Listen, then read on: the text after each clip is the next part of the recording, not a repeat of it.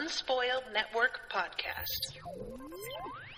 This is Spoil Me, covering the Vorkosigan Saga, book something, Cetaganda, chapters 3 and 4. In these chapters, we find out what this object is that Miles has, and it turns out it's priceless, basically.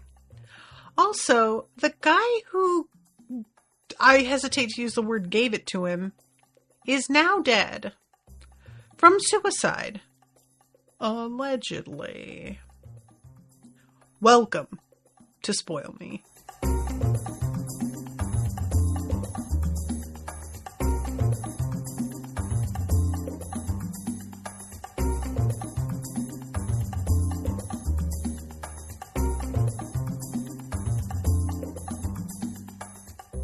Welcome to the show, everyone. I am Natasha. Thank you very much to Sofia for commissioning this episode.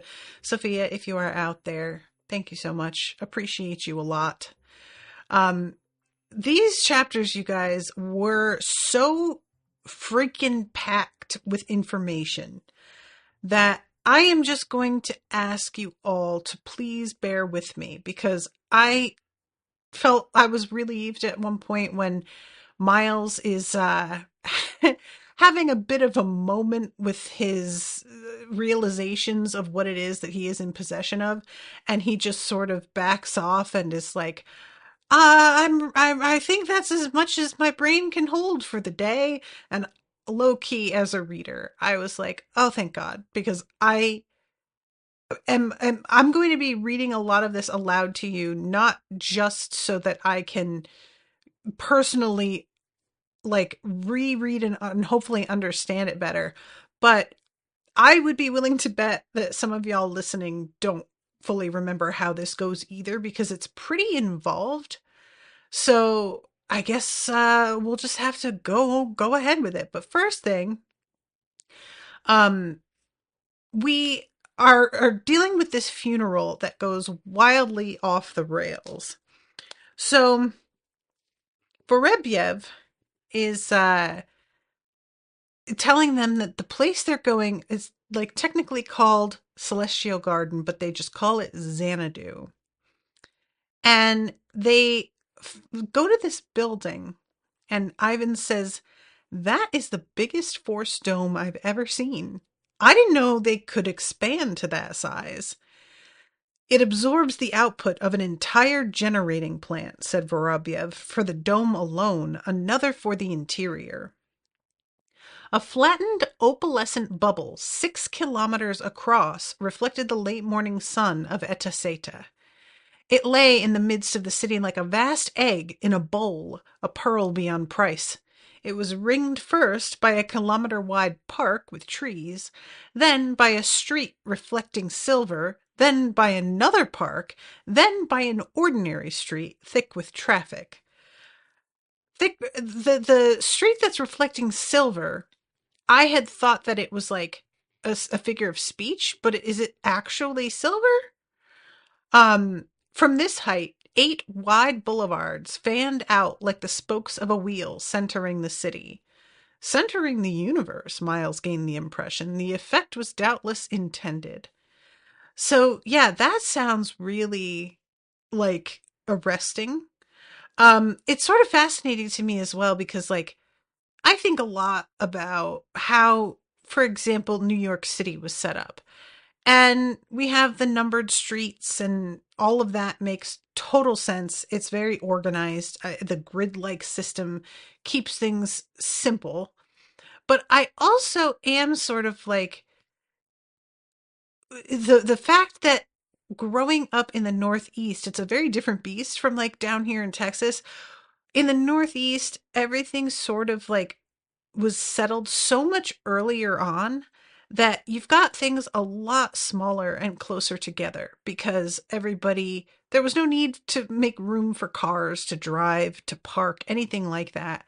And so as modern life began to overtake, they didn't want to just knock everything down and rebuild. And so things had to be adjusted. in ways that make it very, very tight in some places. And it's like kind of a joke for a lot of people who watch shows set in New York, but who actually live in New York, that like there are so many alleys in television shows and movies, but in reality, there is not the space for alleys in a lot of New York the way that it looks like there is in the movies. Those spaces have been taken over or enclosed or whatever. And so my point is that something like this, it would have to have been that the city was designed this way from the very start, either because they intended to fully settle here and make this the capital, or they set it up like this and then everything that grew around it was happened like over time, and it was just started in such a way that it was easy to build out in the concentric circle style. But I just cities often aren't planned out this far in advance. It's something that a city will begin as this little knot and then grow over time, usually. So I have to imagine that because we're dealing with like full planets, it's a different sort of progress that happens for this. And I would really love to know just a drop more about how these different planets, like how they were settled, and why the ones that were chosen were like, did there have to be a lot of terraforming, or was it something that kind of, do you know what I'm saying? Like the planets were already hospitable enough that they didn't have to worry about that and they were chosen for those reasons.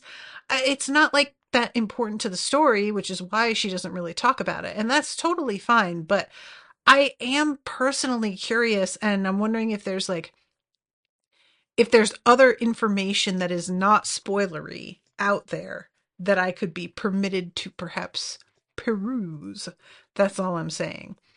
So, uh, Vorebiev says that they are going to be in this, like, he says the ceremony today is in some measure a dress rehearsal for the final one in a week and a half, since absolutely everyone will be there. Gem Lords, Hot Lords, Galactics, and all. There will likely be organizational delays, as long as they're not on our part. I spent a week of hard negotiating to get you your official rankings and place in this, equivalent to second order Gem Lords. It was the best I could do. I just really want to take a moment and reflect on the fact that second order Gem Lords is the best they could do. And like actually how insulting that is, you know? It's not even just insulting for the suggestion. It is insulting for the fact that it had to be negotiated. Really? Like they are just trying to get under their skin. I really believe, right? This is on purpose. It's the same thing as the making you come in by the fucking staff entrance. That's my impression anyway. Um, so this, the fact that Miles is late later on, it makes sense why this is such a gaffe after all of this. Um, So all three of them were wearing respective house mourning uniforms, maximum formal, since they were to be in the Imperial presence itself. And Miles thinks that the the boots that he has to wear, he has to pull on over the burns on his legs. And I was surprised that there wasn't like medical ways to handle the burns on his legs so that they were mostly healed by now. I do think a lot of the medical treatment can be a little inconsistent for me in terms of understanding exactly how advanced we really are here. And I wouldn't think burns would be that difficult at this point. But evidently they are. And so he is having trouble with just like a little bit more of a limp. And the way he thinks to himself, I'll remember this, Yenaro. Later on, this is not the first time. The end of the last chapter was, oh, Yenaro, I bet you throw one hell of a party. And I said back at the actual moment where the whole thing with his leg braces happened that I didn't feel like Yenaro was behind this because I sort of believed the excessive embarrassment, the apologize, like all of this felt so sincere to me. And it wasn't really until this chapter that I thought about what Miles said at the end of chapter 2 and put it together that like Miles is actually of the exact opposite mind that I am. I was thinking like this is doubtless an outright attack, but probably somebody used Yenaro and his project knowing that Miles was going to enter it and that Yenaro didn't know anything about it. But Miles really seems to think that Yenaro is the one who did the thing. You know what, guys? I genuinely don't know what to think now. Like, I really believed him, and I can't tell if he is just such an impressive liar or if, am I just a bit of a babe in the woods here? A fucking doe-eyed hayseed? Like, that is certainly possible, I guess. But I really did kind of like immediately wave off the possibility that Yenaro had done this himself on purpose. So knowing that Miles really believes Yenaro is responsible is interesting to me. Also, like considering the reputation of Cetagandans for being real twisty motherfuckers, right? I guess it would make sense that somebody so high up on the social ladder would be an expert liar. I just didn't really consider it from that angle. But like stopping to think about it, I'm like, yeah, you'd probably kind of have to be, right? So I guess I don't know. I don't know what to think though. I still don't. Like, I want to take Miles. His judgment is normally quite sound. So if this were a different character, I might be more tempted to just be like, well, I don't think they're correct about this. But Miles is really astute. And I don't feel like I want to dismiss what he thinks completely out of hand here. So yeah, I guess we'll have to see. I just can't imagine why the whole thing that about the introduction between him and Yenaro. Miles expects Yenaro to like have an issue with him regarding something else. And it turns out Yenaro is just talking about like way back and who their grandparents were. And I'm wondering if maybe what Miles had expected is actually what's going on and it's just sort of being played under the surface instead of overtly. But I don't remember what it was that he felt like on guard about, that he was worried about being brought up. So I may have to go back and reread that. Um, so okay, anyway, we're going to this sort of, it's like a wake, I guess. Um, Surreal seemed an understatement. Miles felt as if he'd crossed the border into fairy, and when they emerged this afternoon, 100 years would have passed outside. The Galactics had to pause at the doorway to make way for the party of a hot Lord Satrap Governor. I don't know what satrap means. I wonder if that's just another ranking. Let's see. A provincial governor in the ancient Persian Empire. Interesting. Okay. He had an escort of a dozen Gem guards in full formal face paint. And yeah, the face paint, I think that Yenaro had like a tattoo actually, which is sort of a cutting edge fashion that is not fully approved of by Cetagandans at large. Um, so I find that to be a really interesting like marker. Face paint is just not something that when you are dealing with people who are otherwise this formal in their dress, the face paint thing is usually kept to like a real minimum in the cultures that I am aware of. So the fact that this is like a kind of, it sounds like almost a full face is very interesting. Um, a pair of pearl-colored spheres drifted at a walking pace across the far end of one hall, and Miles blinked at his first glimpse of hot ladies, sort of. So, hot ladies are essentially hidden at all times behind a shield that can be made any color. And because it's at a funeral, everybody is using white. Um, the hot lady could see out with perfect clarity, but no one could see in, or reach in, or penetrate the barrier with stunner, plasma, or nerve disruptor fire, or small projectile weapons, or minor explosions. The force screen also eliminated the opportunity to fire out, but that seemed not to be a hot lady concern. The shield could be cut in half with a gravitic imploder lance, Miles supposed, but the imploder's bulky power packs massing several hundred kilos made them strictly field ordnance, not hand weapons. Inside their bubbles, the hot women could be wearing anything. Did they ever cheat, slop around in old clothes and comfy slippers when they were supposed to be dressed up, go nude to garden parties? Who could tell? I love this idea, you guys. So I'm trying to remember the types of like, the burqa is the word that comes to mind as an ignorant American immediately, but I know that's not fully the word I'm looking for. Uh chador. Chador is the one, because a burqa covers your whole face and just leaves the eyes.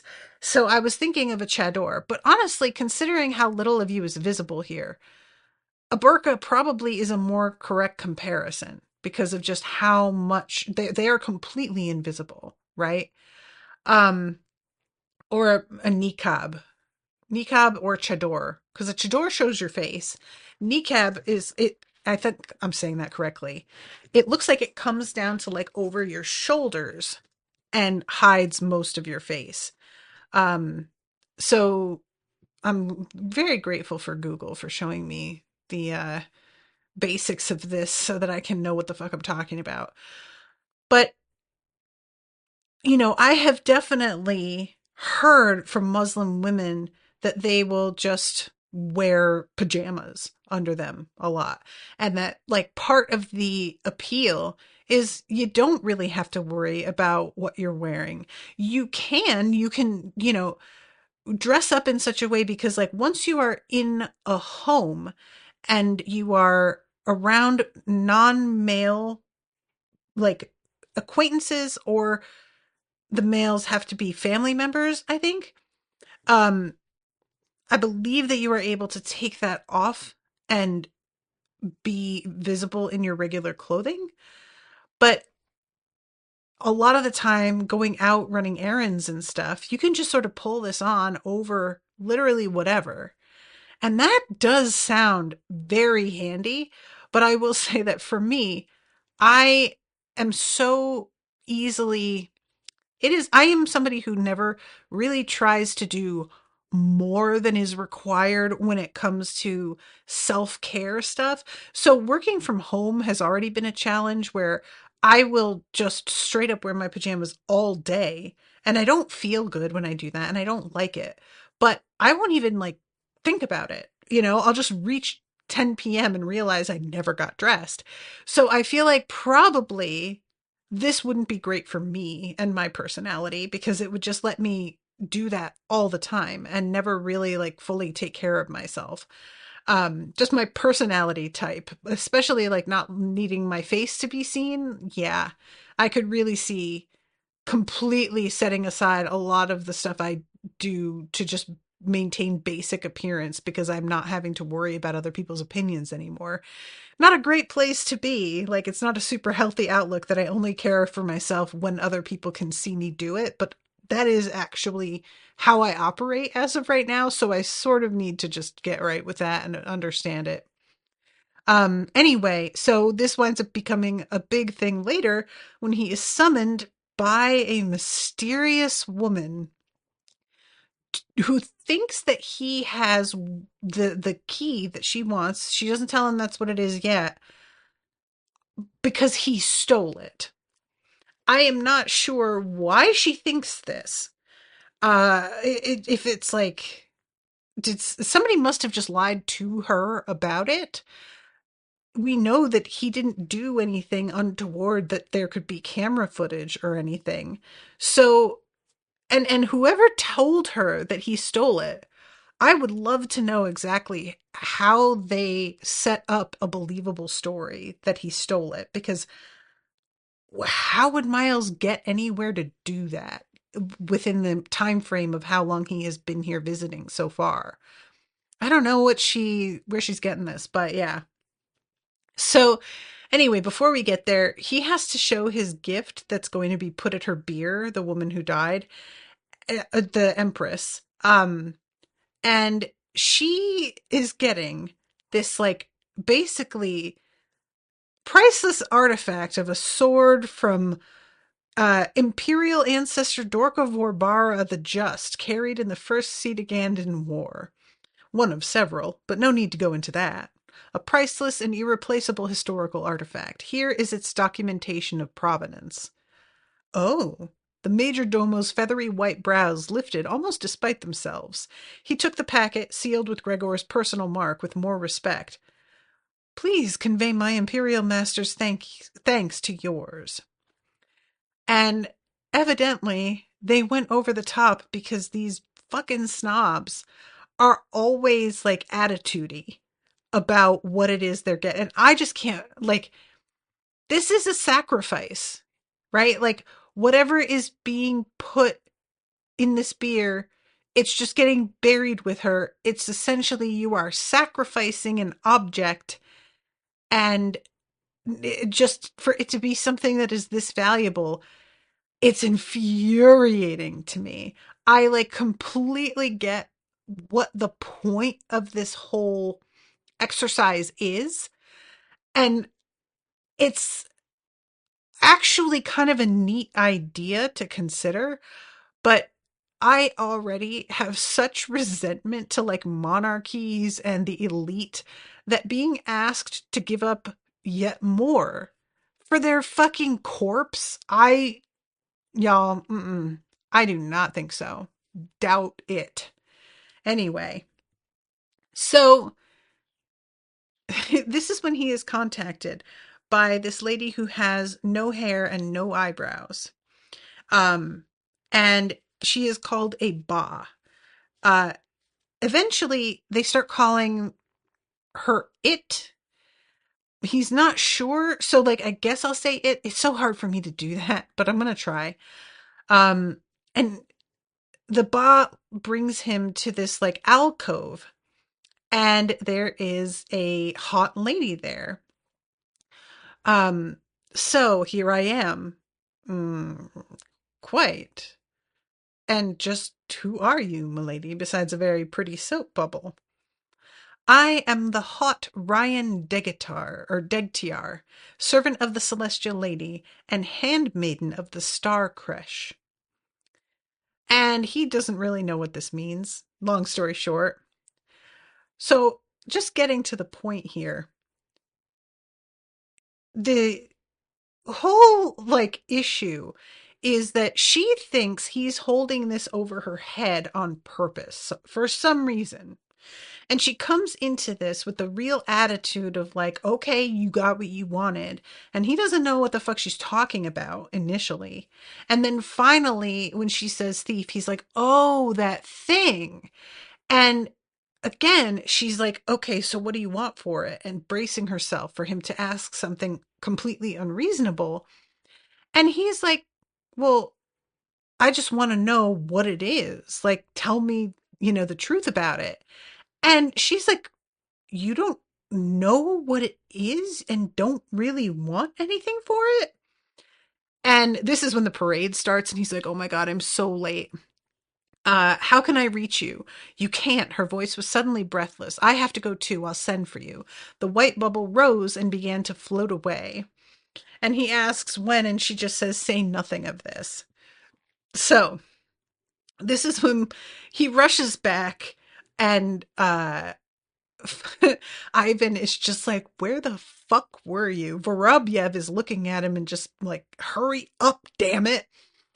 Um, and eventually, as they're like getting to the doorway, all of a sudden there's this weird pile up and a bunch of like chatting, like low talking, and people who sound really surprised, and then some louder voices that are clearly all, like ordering folks to back away.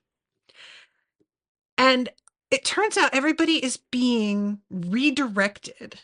And they were supposed to go into this one particular area, and it's being rerouted completely, which is like the Cetagandans. This is a huge loss of face for them because of how structured everything always is. And Miles is just like, I want to know what is in there that they don't want us to see. And since nobody explicitly told him not to, he just fucking goes in and darts around people because they don't react quick enough to stop him, because it never occurred to anybody that that somebody would just take it into their own hands and go in this way. You guys, this fucking cracked me up so bad. The fact that it just didn't even enter their. This is something I fully understand. I am somebody who is such a rule follower in so many ways that when I run across a person who does something a different way or says something that's like really out of pocket, I will be stunned into silence upon occasion, because they have caught me so like so completely off guard that I don't even know how to react. You know what I'm saying? So it just, this cracked me up that it's just pure audacity. That's what gets him through, which is actually very on brand for Miles Vorkosigan. So I shouldn't be surprised by this at all. Um, but yeah, so he finds the ba that had the key and shoved it onto their person. He finds that person having cut their own throat at the base of the beer, as if as if it had tried to make up for a fuck up of some kind. That's like the assumption later on that Ivan makes is, oh, of course it did this because it was meant to do something, and it, like, clearly whatever it was didn't fully go to plan. So this was the only like honorable way to handle it. And I just really the fact that we have already heard about involuntary suicides, I am assuming that's definitely not what happened. But I also can't imagine, like, if it is, I mean, I guess that's not out of the question considering the way this culture seems to work. My immediate response is it's obviously murder. But considering the fact that Ba are like explicitly created to be servants, I don't really know if anybody would bother killing him. I truly don't know, you guys. I really don't. Like, I anyway, so this what Miles sees when he comes out, I love the fact that Vorobyev is like, you shouldn't have done that. And then he's like, what did you see? Miles tells him, and this is when Vorobyev Uh, he instantly stifled a grin. How awkward for them, he purred. They're going to have an interesting scramble trying to retrieve this ceremony. And Miles says, if the creature was so loyal, why did it arrange what it must have known would be a major embarrassment for its masters? posthumous revenge? Admittedly, with Cetagandans, that's the safest kind. And that was part of what made me think that it wouldn't be suicide. Like, why would he handle it that way? If if it's about like loyalty and feeling like a screw up, I would really expect it to be something that was done in a more convenient manner, if that makes sense. Like, and I know that sounds cold blooded to say, but when somebody is a bread servant, I don't think that's completely unreasonable to expect. So I don't know what to think about this guy and who would kill him. Like, maybe somebody tried to track him down and found out that he didn't have the thing anymore, and maybe he rescued it from somebody who was trying to steal it. Like, I don't know. And we know what it is, but this object, this key, we don't actually know fully how it functions yet. Like, there's a point where it's described as probably obsolete because it's so old. But Miles sees all of these like sparkling microchips on its surface, and I can't help but wonder if it's something that could be easily updated. Perhaps that's not an issue, like maybe it isn't obsolete. I have to assume that is why somebody wanted it. But yeah, you guys, I don't know. It's so odd to me that like this was done in such a public way. I feel like if you are up to no good, you would do something like this to maybe like there's something in this this like room that the corpse was in. I'm assuming the beer that someone wanted folks not to see, and so they knew that setting up this death would keep the room like cordoned off and empty. But it's like cordoned off, but there's also tons of guards around. So if you're going to try and get in there, you're either also a guard or somebody very high up who's going to be able to get past them. Oh, yeah, guys, I'm coming up with nothing here. I'm sorry. Um, so anyway, okay, I'm getting caught up in this, but yeah, it is like, I want to know. All right, so eventually they get redirected. Um, and let's see, he sees Vervani and she's like, "Oh yeah, I have some stuff to talk to you about. So we're gonna have to chit chat about this." And he's like, "Yeah. I need some etiquette lessons." And she says, "Yeah, I've heard." And she's like, "I've heard it said," and by whom he choked off. By, he finished instead. I love that. He was using by, and turns it into the first by of bye bye. That is hilarious. I don't know why that got me so bad, but I really did LOL, you guys. The awkwardness of this moment and how like narrowly he sort of saves face, and I don't think he really does. I'm sure she knows what he was about to say, but it was very goofy to me. Um so let's see. Eventually, let's see, the white float cars were waiting on the other side of the eastern pavilion to carry the emissaries back to the gates of the Celestial Garden. The entire ceremony had run only about an hour late, but Miles' sense of time was inverted from his first whimsical vision of Xanadu as fairy. He felt as if 100 years had gone by inside the dome, while only a morning had passed in the outside world. So, Chapter 4, he's getting his boots pulled off by Ivan, and it hurts really, really bad. And Ivan is finally like, "You know what? You're going to really need me to get this second boot off. So I think I'm going to leverage this and ask you what the fucking thing was that you saw that made you look so flipped out."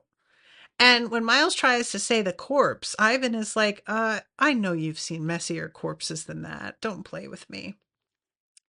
Miles won't tell him. Um, Eventually, like he tries to suggest, I think it was the same Ba. Ivan is like, well, then we have to say something. And Miles very quickly backtracks and is like, well, I'm not sure it was the same Ba. And I was like, oh my guy, you are going to have to like handle this a little bit better with Ivan, because Ivan is clearly really, what's the word I want here? Twitchy about the whole thing.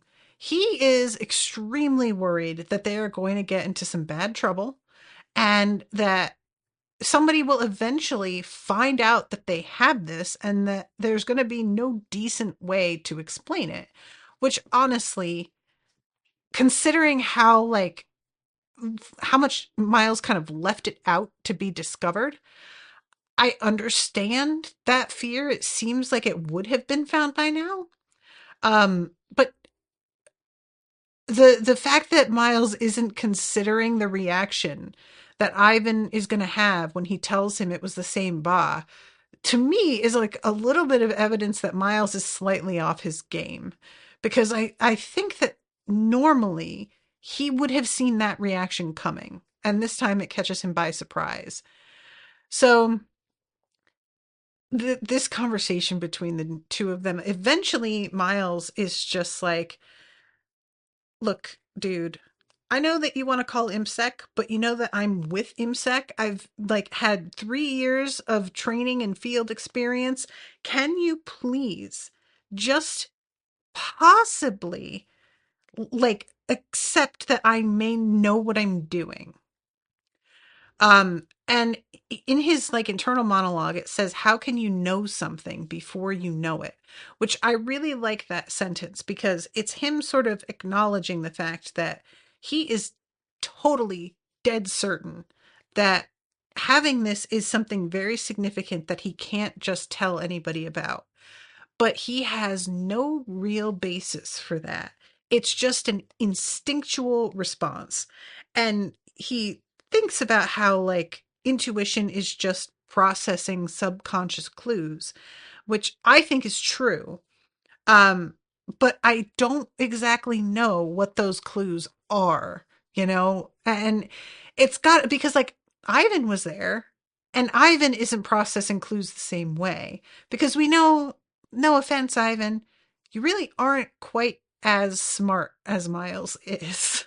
I say not quite to be kind. He's nowhere in the same ballpark even. So like whatever it was that Miles noticed that Ivan didn't, my instinct was to be sort of like, okay, well, it had to be pretty subtle. And then I was like, oh, maybe it doesn't have to be that subtle though, because just because Ivan overlooked it, I don't, he doesn't seem like the most observant dude. So eventually Maz comes to like talk to them and have tea and whatnot. I will admit, you guys, that when the tea is brought and it says like somebody had clearly done their homework, because she says, oh, my favorite, when she reaches for one of the cakes, I was so paranoid. I really had a moment of like, oh no, what does that mean? And it turns out it's fucking nothing. It's just genuinely somebody knows who she is and made her favorite, it seems like. But I am not going to lie, I really had a moment of just, oh no, is she about to be poisoned? So let's see. The Gem Lords to let's see. I'm trying to find this the spot where this conversation like really begins to take off, because there's a lot of little back and forth about the Ba and how this works. Um Hot lords consider each servitor as much of a work of art as any of the other objects with which they surround themselves. Everything in the celestial garden must be unique, if possible, handmade and perfect. That applies to their biological constructs as well. They leave mass production to the masses.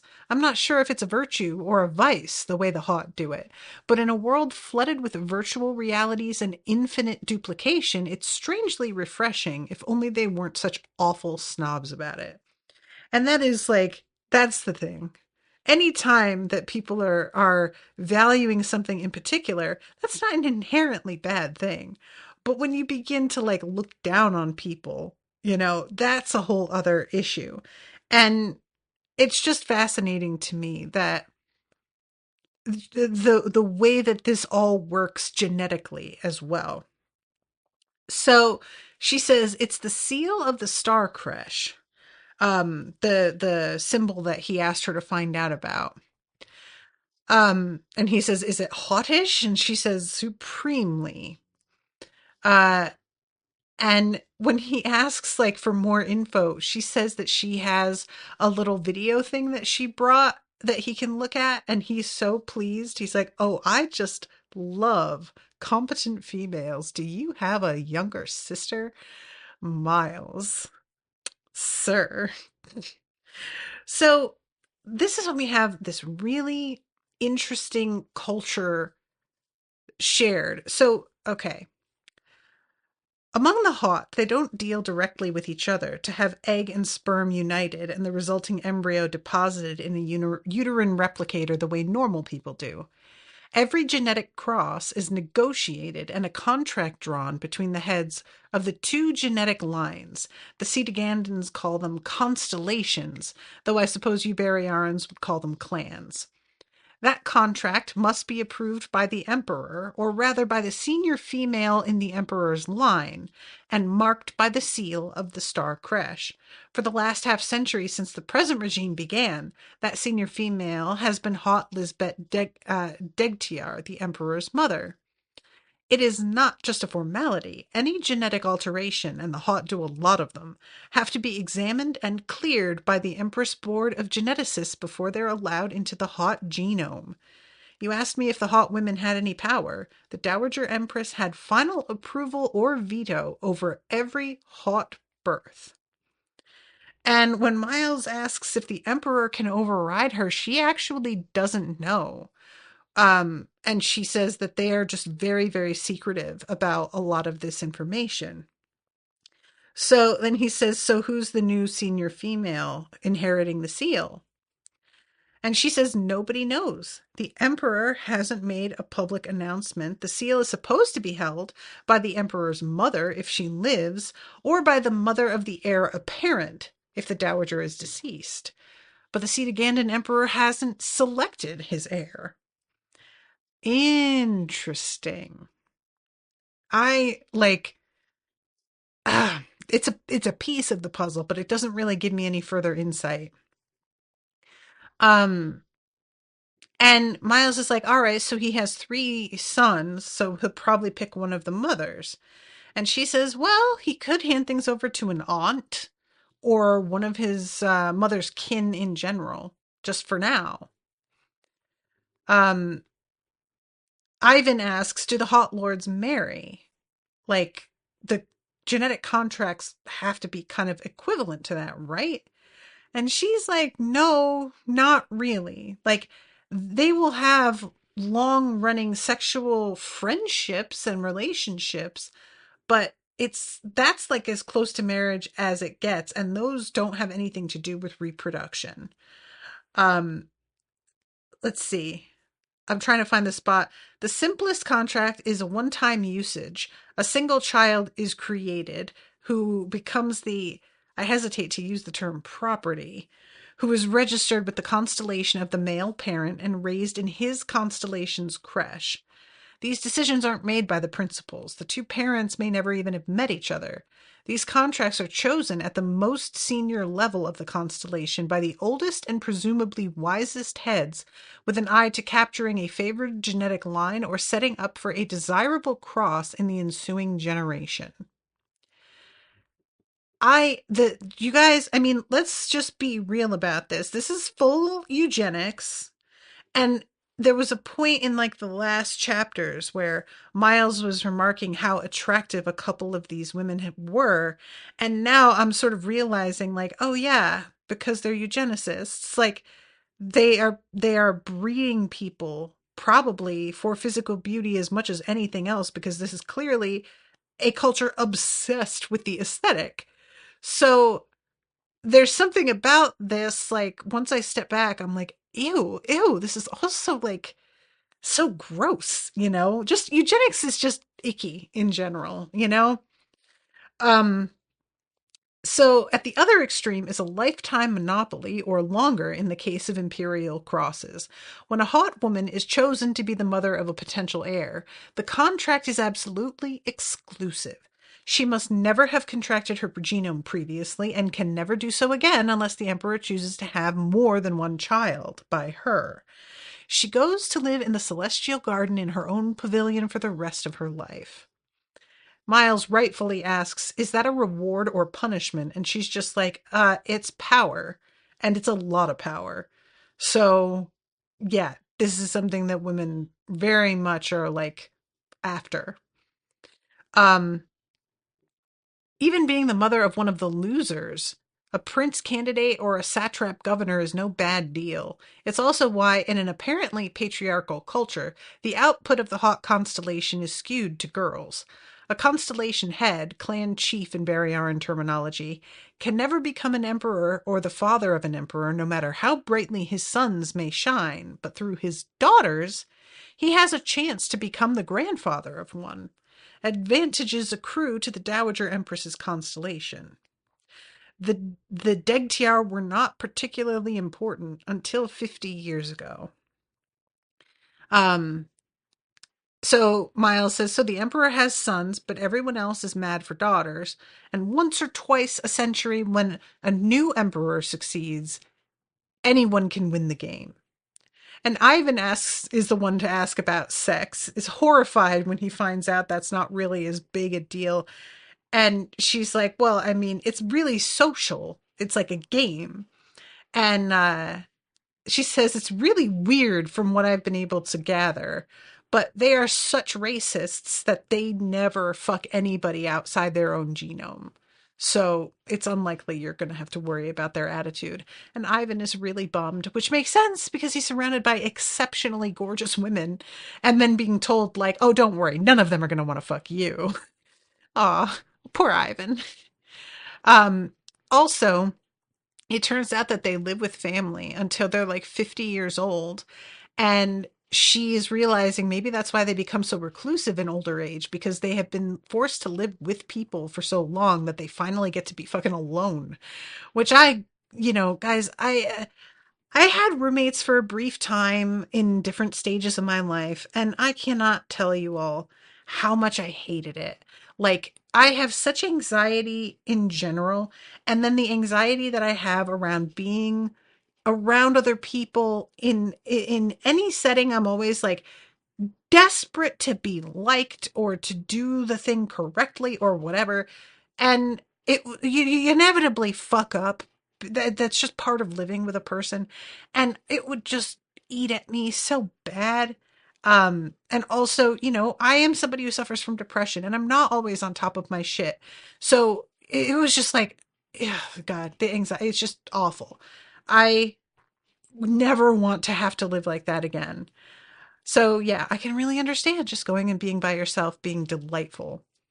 Um, so let's see. Oh yeah, here it is. So she's like, have you ever wondered why the Gem are like subservient to the Hot when the Gem are the ones that are actual warriors? And Miles is like, yeah, I have wondered. Like, what is that? Um, and it turns out that basically the Hot keep the Gems in line by promising them potentially to be admitted into the Hot genome.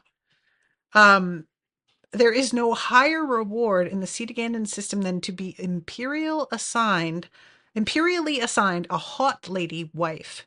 The Gem Lords are all panting for it. It's the ultimate social and political coup. You're suggesting the hot control the gem through these wives? I'm sure the hot women are lovely and all, but the gem generals can be such hard-bitten cast-iron bastards. I can't imagine anyone who gets to the top in Cetaganda Empire being that susceptible. If I knew how the hot women do it, Maz sighed, I'd bottle it and sell it. No, better, I'd keep it for myself. Is it just that they're super hot? Because I just want us all to be perfectly for real for a second. Men are very easy to manipulate when it comes to hot women. Like, embarrassingly so. It's I really wouldn't be at all surprised if it turns out that's basically the entire crux of the matter, is that these women are so astronomically hot that the men are willing to do absolutely anything it takes. There are, there are men out there doing extremely wild shit for an off chance that they may eventually get an opportunity to try to sleep with a hot woman. Like back in my hot days, guys, I had men doing shit for me I never even asked for, I didn't even realize. And these were men that were I was passing through their workplace. It wasn't like they were going, like, for example, going to a Krispy Kreme. I was on a road trip. I went into the Krispy Kreme to pick up the dozen donuts for my parents who were in the car. I was like 17 at the time, hot as hell. I come in, and the two men behind the counter just jaws hit the floor. They gave me a dozen donuts, and then they gave me a second dozen, and then they didn't charge me. And I just left, and they just gave them to me. I didn't ask for them for free. I never expected them for free. And the fact that I was getting them for free, I really didn't even know what to make of it at the time. Now I understand. These men weren't doing this and giving me their phone number so that they could be like, hey, maybe you could get me back for those donuts I gave you, sweetheart. No, they were never going to see me again. There was no attempt at further communication. They just did this to make me happy because I was hot and they wanted 3 seconds of a smile from me. That's all they wanted. And they were willing to, like, potentially get in trouble for giving away product at a job. Like, that's just silly. It's just goofy behavior. So, having been on the receiving end of just like milder things, and I was hot, granted, but I was not like I wasn't like the kind of hot that you stop dead. Well, maybe I was. I don't know. I wouldn't put myself in a category that's like top 10% of teenage girls or whatever. Top 30 maybe. And I was still getting that kind of treatment. If these women that Miles saw, who are so much more beautiful than average, are gem and not even hot, then hot women have got to be very hot. Hot women, am I right? Did she do that on purpose? Lois, did you do that on purpose? Oh God. So anyway, um Miles asks if the bride comes with a dowry, and she says no, and it can be very expensive to keep, their wives in the style to which they are accustomed. And so Miles is like, "Oh, so if somebody pisses the emperor off, he could give a guy like multiple hot wives and bankrupt him." And she sort of laughs and is like, I don't think it's done that overtly, but it's certainly a possibility. Like, yeah. Um, Ivan asks, but how does the hot lady who gets handed out like a good conduct medal feel about it all? If the highest hot lady ambition is to become the imperial monopoly, this has got to be the ultimate opposite. To be permanently dumped out of the hot genome? Their descendants never marry back into the hot, do they? No, confirmed Maz. I believe the psychology is a bit peculiar. Oh, okay, so I got this wrong. I thought that they were getting brought into the genome, but they're not. Um, For one thing, the hot bride immediately outranks any other wives the Gem Lord may have acquired, and her children automatically become his heirs. This can set up some interesting tensions in his household, particularly if it comes, as it usually does, in midlife when his other marital associations may be of long standing. That is very, very shitty. I mean, yeah, I thought that it was to get brought into the genome, so that I would have thought would be a major, but I was thinking like, oh, the women are very hot, and you also get into the genome twofer. But it's not even the genome. It's just that the women are hot, so they must be insane. That's got to be it. That like I can't think of anything else. They don't even come with a dowry. Like, yeah, I don't know. So anyway, this is when she says like we can run some vids on your comm console that I have. And she shows him the seal that's on like a cube. This is the object of the great key of the star creche, which is handed over along with the seal. And this is the thing, like Miles had just been sort of like, oh, good, this thing isn't familiar at all. And then the next one, of course, is the exact rod that he has like 2 inches from his hand. Um, what is the great key of the star creche? What does it do? I'm not quite sure. At one time in the past, I believe it had something to do with data retrieval from the hot gene banks, but the actual device may only be ceremonial by now. It's a couple of 100 years old. It has to be obsolete. Uh, Eventually, this is when he's like, oh God, I'm not feeling too well. So maybe we can resume this at another time. And as soon as she leaves, Ivan is like, dude, we are so screwed. Oh my God. And Miles has to be like, we are not. I know exactly what we need to do next. Do you?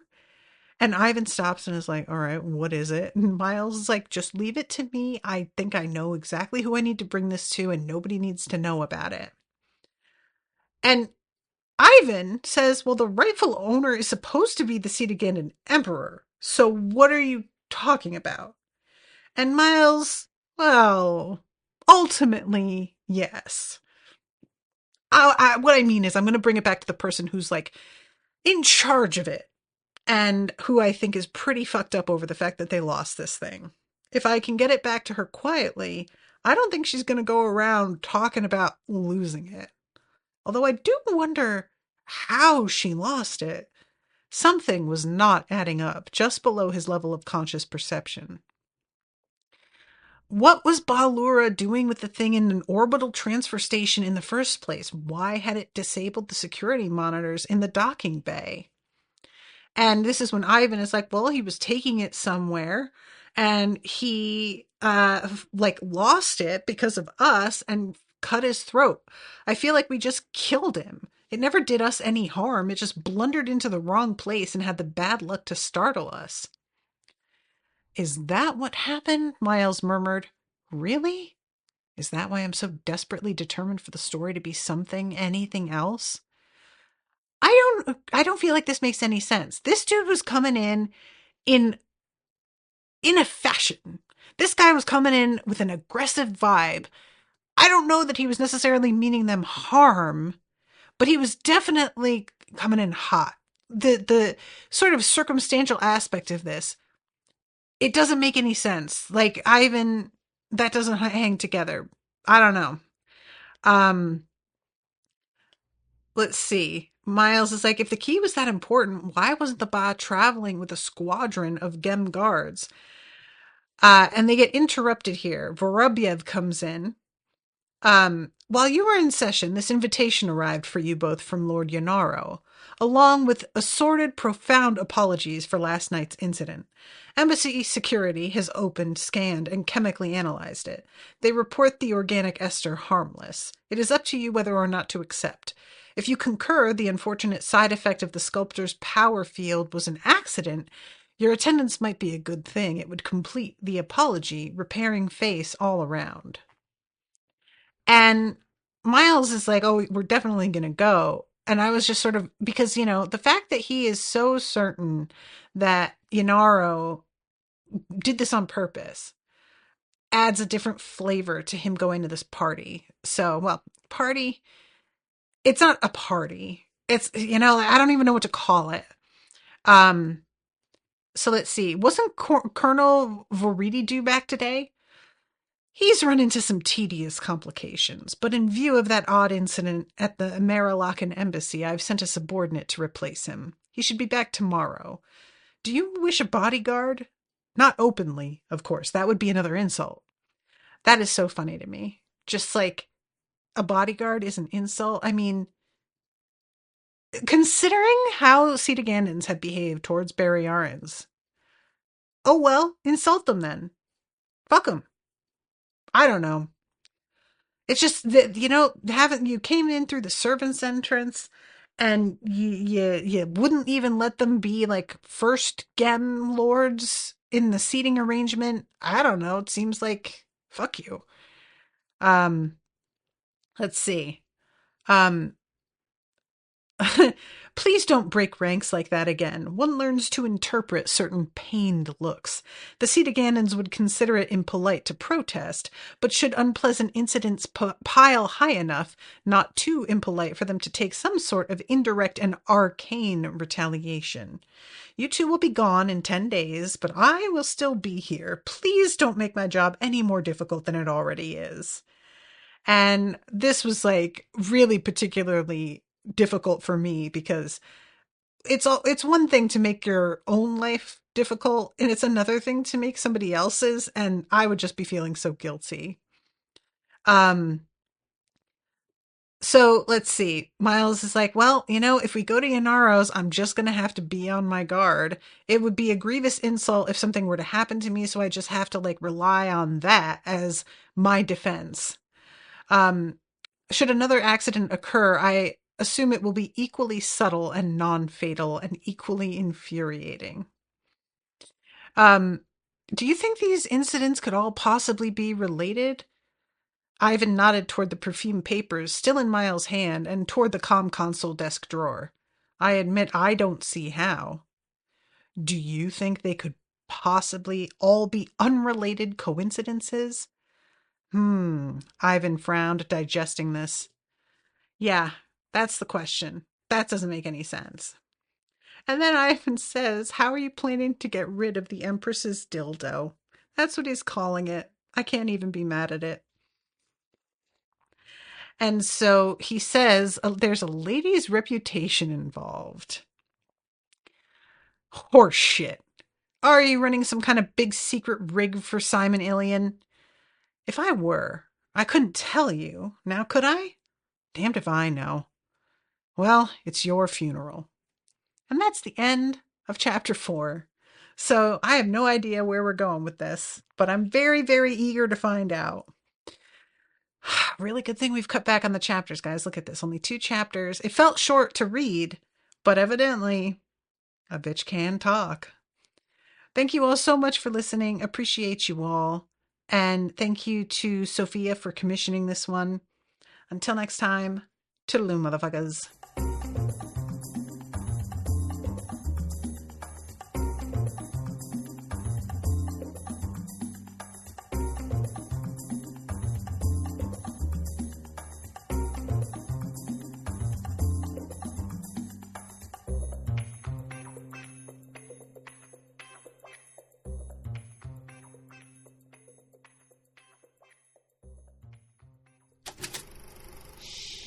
That was an Unspoiled Network podcast.